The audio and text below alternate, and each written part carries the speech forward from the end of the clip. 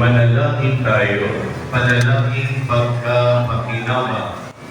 Ama naming mapagmahal, kami pinapakinabang mo sa dakilang pagtitiwala. Sa patungan niyo ng iyong anak ay tumatalo ng utang loob sa iyo.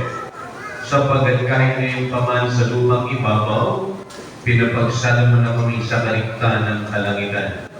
Sa pamamagitan ni Jesucristo kasama ng Espiritu Santo, magpasawalang ligay. Maraming salamat po sa lahat po ng mga nakila sa ating pananangisa.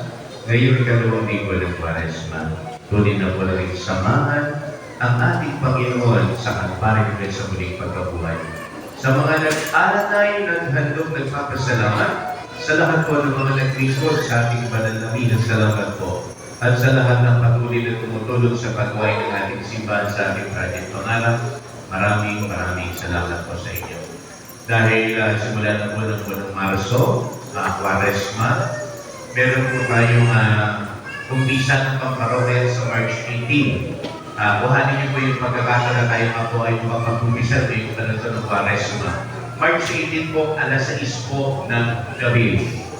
Kung kayo po ay nahiya na mag-umpisal sa inyong lingkod, naumila po tayo ng mga paring magpapag-umpisal. Dito po, March 18, alas 6 ng gabi, umpisa lang ang parokya.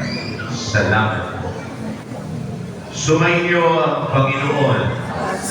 Magpalain kayo ng makapangyarihang Diyos, Ama, Anak, at Espiritu Santo. Humayo po tayong lahat, patuloy na sundin ang landas ng ating Panginoon.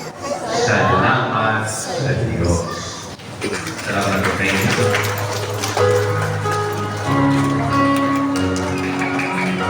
Happy Sunday.